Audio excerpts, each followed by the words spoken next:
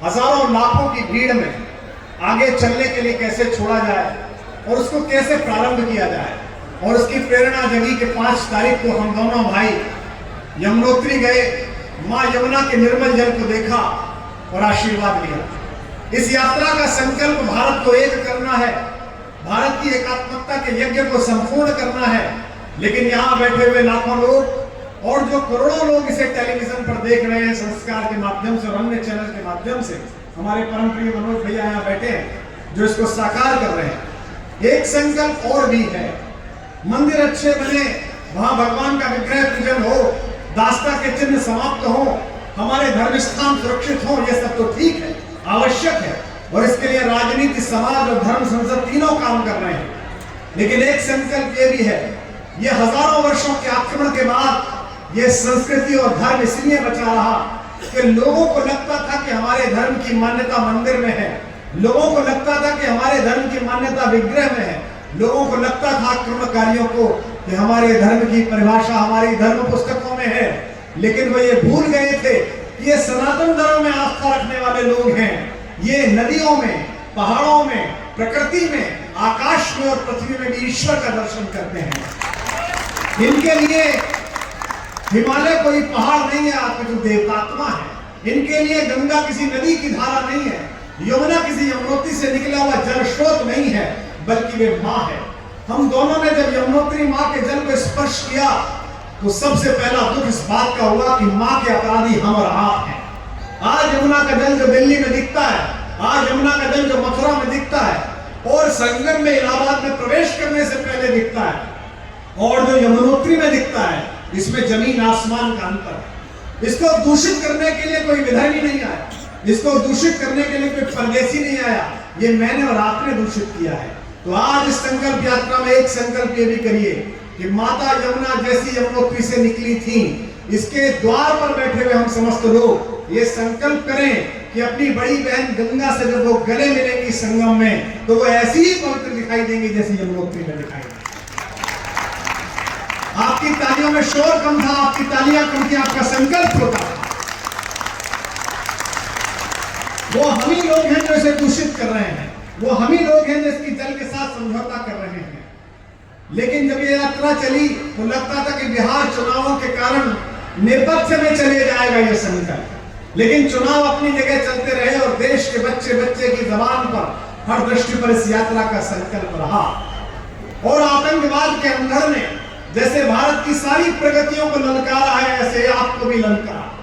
कल जो घटना हुई, परसों जो घटना हुई, देश को तबाह करने के लिए, विचलित करने के लिए परदेशियों से मिले हुए हथियारों के सहारे भारत को दहलाने के लिए योजना दिखाई गई। लेकिन यहाँ इस मंच के माध्यम से अगर उनका कोई भी एजेंट इस भीड़ में सुनने के लिए आया हो तो मैं उसे बताना चाहता हूँ कि अभी तो ये लाखों लोग चले हैं। अगर इस प्रकार की नीचता की हरकत आपने इस नए भारत के प्रति की तो एक युवा संत चलेगा, उसके पीछे करोड़ों भारतीय भारत में चलेंगे, कोई रोक नहीं पाएगा।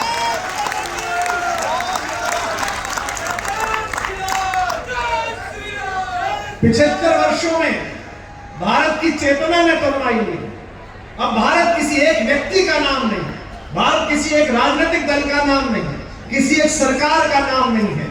लोगों की आंखों में वह दृष्टि लौटी है कि लोग इस संकल्प पर चर्चा कर रहे हैं।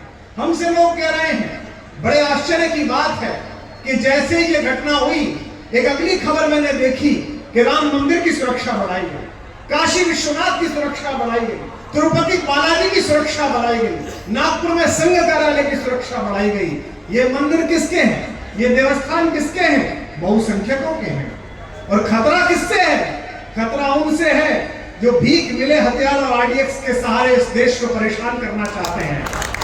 इसका मतलब यह है कि देश सही रास्ते पर है, प्रगति ठीक हो रही है, जातियों का विभेद तोड़कर एक साथ एकत्रीकरण की भारत की परंपरा अच्छी हो रही है। मुझे बड़ी प्रसन्नता हुई जब इस सनातन धर्म की यात्रा में, इस भारत की एकात्मकता की यात्रा में दूसरी पूजा पद्धतियों में गए हुए हमारे मित्रों ने आकर भी भाषण दिया।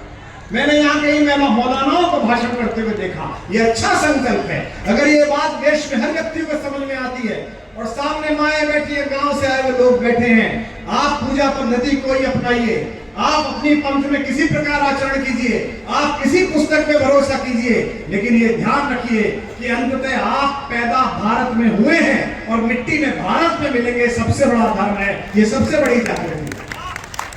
हो सकता है 400 साल पहले, 500 साल पहले, 600 साल पहले आतंक किसी आंधी ने आपको अपनी मान्यता बदलने के लिए विवश किया, लेकिन ये आतंक की आंधियां आप भारत में ध्वस्त हो रही हैं। और जिसको समझ में ना आता हो वो 3 घंटे की फिल्म देख ले अमर अकबर एंटोनी। एक मस्जिद जाता है, एक गिरजाघर जाता है, एक मंदिर जाता है, और फिल्म के आखिर में तीनों का बाप कन्हैया लाल निकलता है। तो अंत में सब वही मिलेंगे, उसी समुद्र में जाकर, उसी सागर में जाकर विलय होना। ये भारत को सीखना पड़ेगा। और अगली बात जो कह रहा हूं वो बुरी लग सकती है, मैं निशाने बना सकता हूं, फिर कह रहा हूं जो सीधे तरीके से समझे वो सीधे तरीके से समझें, अन्यथा भारत हाथ उठाकर बचाना नहीं, हाथ उठाकर निपटाना सीख गया है, घर में घुसकर मारना सीख गया है। भारत अपने घर में हुए हमले के लिए किसी यूनाइटेड नेशंस में नहीं जाएगा। दुनिया के किसी सरपंच को हम ये बात की परमिशन नहीं देंगे कि वो हमारे घर का फैसला करे। हमारे घर में आकर आरडीएक्स फूकोगे, हमारे घर में कार उड़ाओगे, हमारे घर में AK-47 उड़ाओगे, तो हम चोर को नहीं मारेंगे, कराची में बैठी हुई चोर की नानी को मारेंगे, उसके घर में घुस के मारेंगे।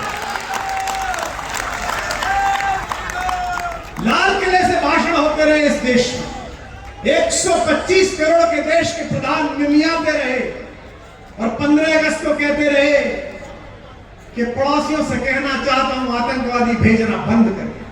लाल किला एक नई भाषा बोलना सीख गया है और उस भाषा को मजबूत हम सब कर रहे हैं।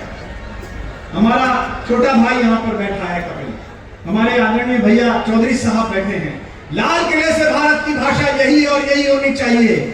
दुनिया के जिस देश की औकात हो अपने आतंकवादियों को भारत में भेजे, हरियाणा के फौज में गए हुए लड़के उनका स्वागत करने के लिए तैयार खड़े हुए आपकी सेना में।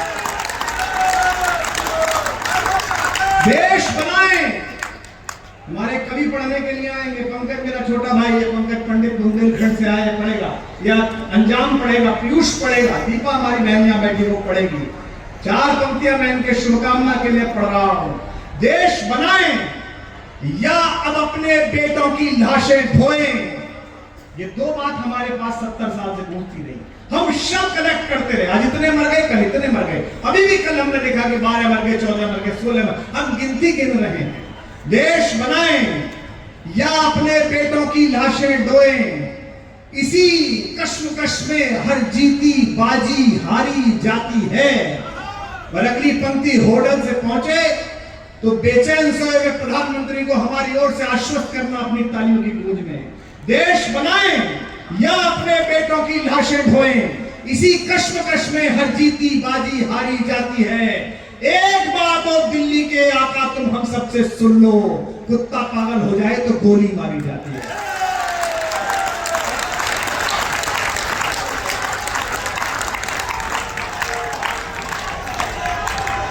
परसों विस्फोट हुआ, मैं कोई बात नहीं करता, मैं अपने छोटे भाई को कभी ये नहीं कहता कि तुम क्या कह रहे हो, तुम क्या बोल रहे हो। ठीक है, युवा है, उत्साह से भरा हुआ है। ईश्वर ने गड़ा गांव के एक छोटे से ब्राह्मण परिवार में एक युवक को चुना है। हमसे भी बुद्धिजीवी पूछते हैं कि आपका साथ क्यों है देवेंद्र शास्त्री के साथ, आपकी मैत्री क्यों है, आप इतना प्यार क्यों करते हैं। एक विधायक के दरबार में, एक कलेक्टर डीसी के दरबार में पहुंचकर अगर 100 लोग ऊर्जा पाते हैं कि मेरा काम हो जाएगा, और बागेश्वर धाम में बैठे हुए 27 वर्ष के युवक के पास पहुंचकर अगर लाखों लोग दिन भर में सोचते हैं कि ईश्वर की कृपा हो गई, तो वो किसी डॉक्टर से बड़ा है, किसी वैज्ञानिक से बड़ा है, किसी साधु से बड़ा है। ये देश को समझना पड़ेगा। मेरी एक चिंता रहती है, पहली बात मैंने पूछी स्वास्थ्य कैसा है, दवा ली क्या, बुखार हो गया। परसों विस्फोट हुआ, पहली चिंता यह हुई जो भी वरिष्ठ अधिकारी थे, जो भी वरिष्ठ नेता थे, दिल्ली में फोन करके वो अपनी परेशानी में थे। पहली बात ये कही कि वो अकेले जा रहे हैं, पीछे 50,000 आदमी चल रहा है, 1 लाख आदमी चल रहा है, सुरक्षा की बातें सोचिए। ये कब तक होगा कि 150 करोड़ लोगों में 120 करोड़ लोग जिस धर्म पद्धति पर विश्वास करते हैं उनके साधु चले और देश इस बात पर चिंता करे कि सुरक्षित चल रहे हैं कि नहीं चल रहे। एक अल्पसंख्यक बता दीजिए किसी जाति का हो, जैन समाज के हमारे मित्र बता दीजिए, इस्लाम पर ईमान लाने वाले हमारे दोस्त बता दीजिए, चौराहे पर चलते और ये चिंता होती हो कि हमें कोई कुछ कह तो नहीं देगा। यही